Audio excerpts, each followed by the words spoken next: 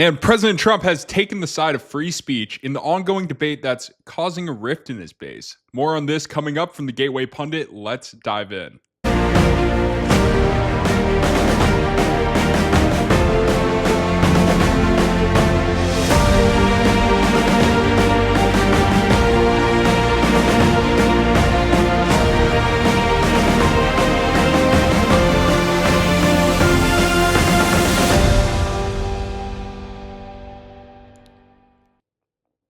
My name is Jordan Conradson, and welcome to the DC Dive. A major development in the MAGA civil war, Christina Lila reports for the Gateway Pundit that, quote, Trump has the perfect response to a gotcha question about Tucker Carlson and Nick Fuentes' interview. President Trump was speaking to reporters on Sunday when he was asked what role should Tucker play in the conservative movement. But Trump didn't take the bait. Instead, he defended Tucker. Quote, you can't tell him who to interview. I mean, if he wants to interview Nick Fuentes, I don't know much about him, but if he wants to, do it, get the word out. People have to decide. Ultimately, they have to decide, Trump said. Watch. I've had some great interviews with Tucker Carlson, but you can't tell him who to interview. I mean, if he wants to interview Nick Fuentes, I don't know much about him, but if he wants to do it, get the word out. Let him, people have to decide. Ultimately, people have to decide. The mayor of New York, I will say, would like to meet with us and we'll work something out. But he would like to come to Washington and meet, and we'll work something out. We want to see everything work out well for New York. You yourself had dinner with Nick Fuentes at Mar-a-Lago a few years ago. What role should he play in the conservative movement? Well, I didn't know he was coming, and he was with, as you know, somebody, Kanye. And Kanye asked if he could have dinner, and he brought Nick. I didn't know Nick at the time. And he did. He came, and along with a few other people. He brought a few people with him. Meeting people, talking to people, like for somebody like Tucker, that's what they do.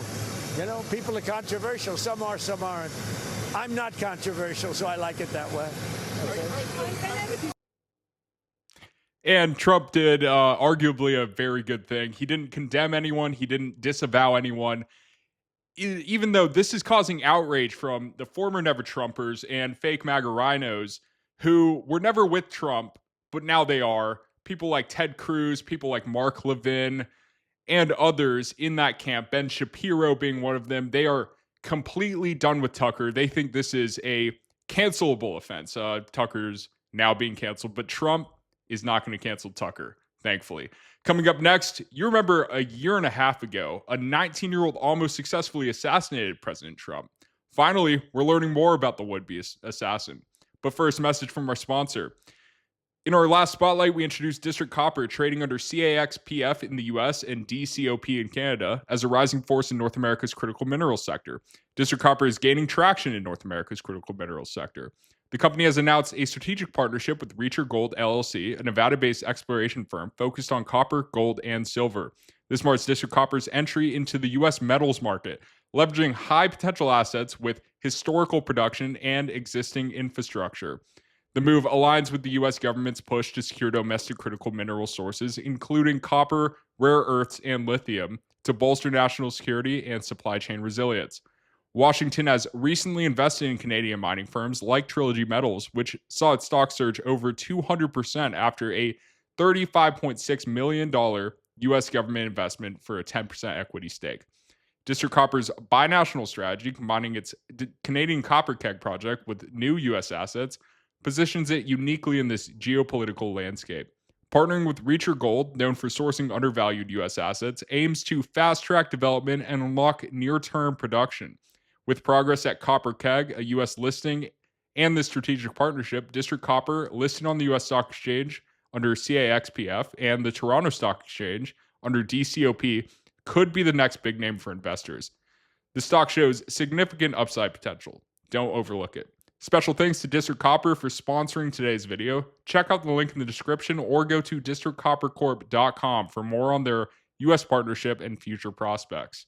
For our next story from the Gateway Pundit, we report that, quote, more significant details have emerged on would-be Trump assassin Thomas Crook's alleged social media presence, including an intriguing alias and his pronouns.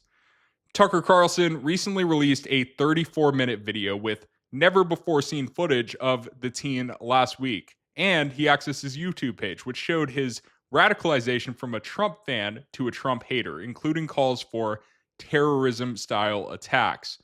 Now, Brianna Morello has obtained access to other social media postings on DeviantArt, a platform that features artwork, videography, and photography, and also literature.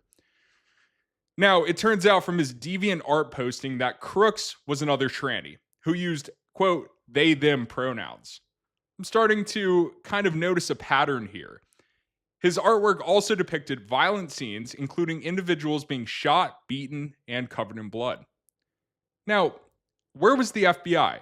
We've got this radical transgender lunatic, the same story we've seen in countless other instances of violence, school shootings, a shooting at a Catholic school and church. Why is the FBI not monitoring people like this? I mean, you could make the argument that they have to monitor the transgender people because clearly they're mentally unstable. If they can't accept the gender they were born with, then there's something clearly off with that person. But you combine this with the fact that they're drawing pictures of people's heads split open, people shooting people. They're also being radicalized politically and calling for political violence, aka terrorism. You know, it just makes me wonder, where was the Biden FBI? Maybe they were in on it. A lot of people think this was an inside job. So it's an interesting new revelation that's coming out of this case, and we'll be following this case for more. Coming up next, a big story on the 2020 election and claims of manipulated voting machines. At the Gateway Pundit, we report attorney and longtime friend of President Trump drops bombshell allegation. Dominion voting machines, examined by experts in Michigan, found phone chips mounted on the motherboards. Peter Tickton, a longtime friend of President Trump, claims that he has found this evidence of foreign phone chips being mounted on the voting machines. This could prove anything from remote access to Wi-Fi connectivity, things that they've always said was not possible with the Dominion voting machines. Watch. Clerks of the courts who own these machines, and they're the ones that signed the contracts with Dominion machines. They're the ones in charge. They gave these machines over gladly to these lawyers so that these machines could be examined. And then what happens? Then they decide later, after the examinations showed things that I'll tell you in a second, they decided later, in order to get these lawyers, weaponization of government, how do we get them? I know what we do. We change the law. Let's do this. Let's just say that the Secretary of State now has to give permission. That was not a law at the time anything went down here. That became the law in their eyes and in the eyes of the trial judge, that's at least the one that's trying Stephanie Lambert, which is absolutely absurd. You cannot make criminal law when you examine the conduct of somebody and then decide later, oh, well, you know what, we're going to make that the crime.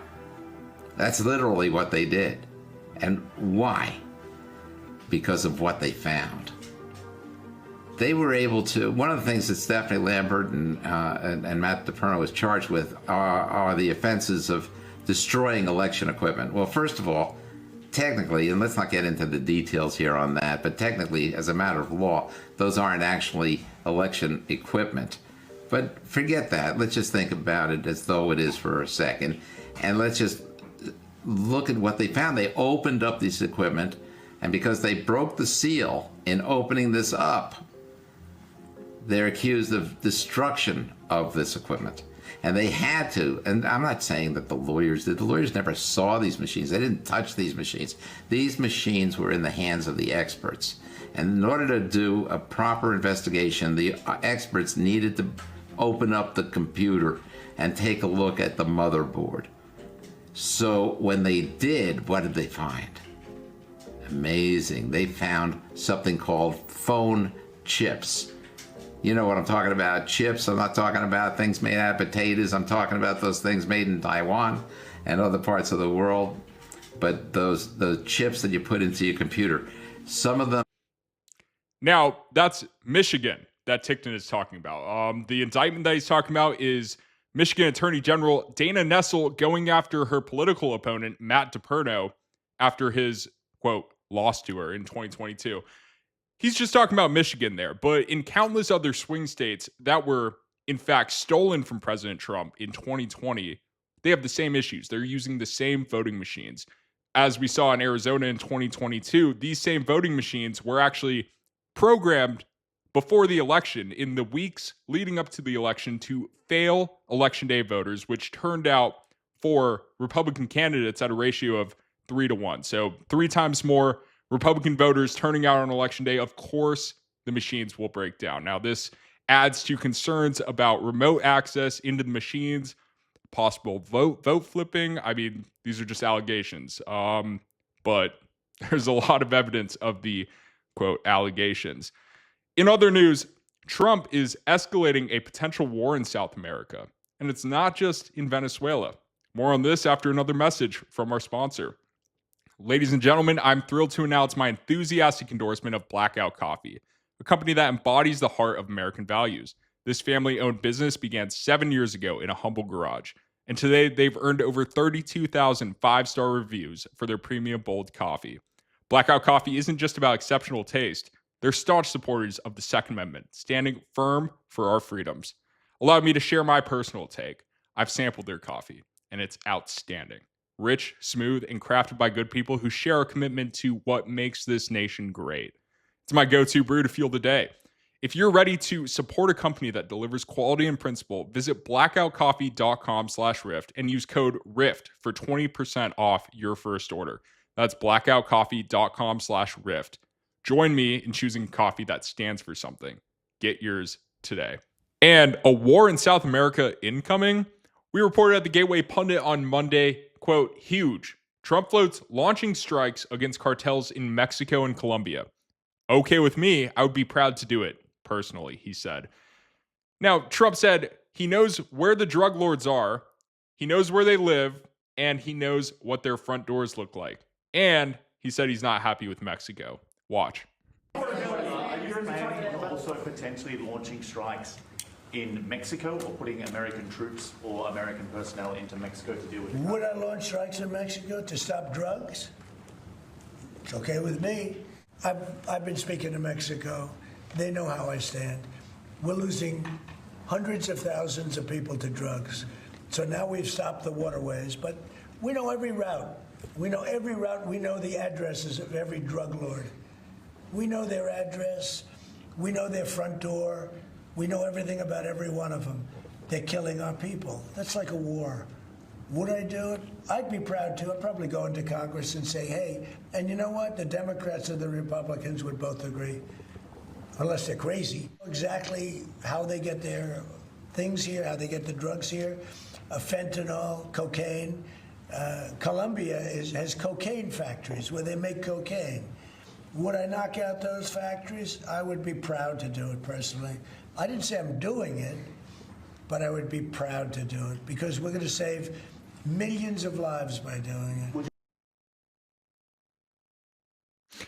It's okay with me, he says. It's funny. He's actually pretty nonchalant about it. This also comes as the U.S. is upping its offensive against the Venezuelan Maduro regime. The U.S. has now carried out at least 21 strikes on drug boats in the Caribbean Sea and Eastern Pacific.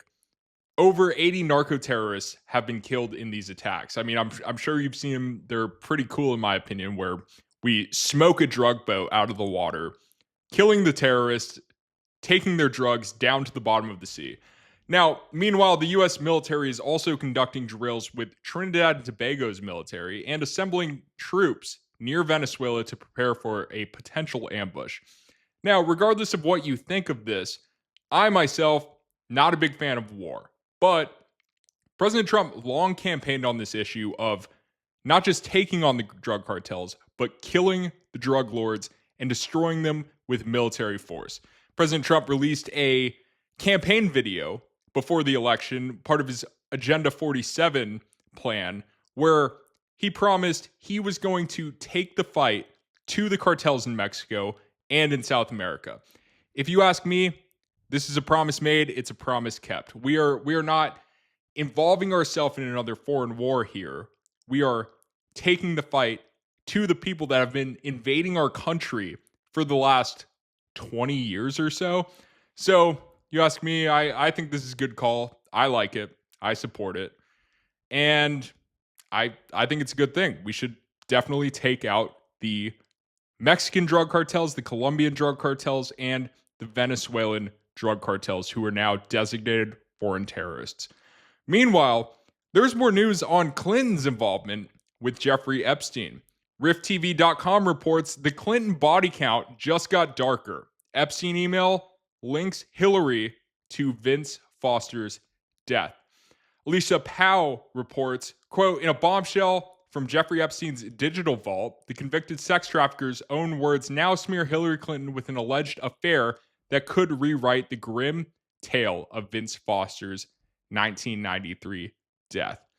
Now, it's long been a joke, but not actually a joke, that Hillary Clinton is involved in killing all of these people. Actually, there's a whole list of it. Vince Foster is part of the long list of 27 plus Clinton family associates and acquaintances who died mysteriously or committed suicide before public testimony or other revelations that could have synced the Clintons. So, to sum this up, Hillary Clinton appears to be tied to this death already. It's long been suspected, and then now we're finding out from new Epstein evidence that the Democrats decided to put out.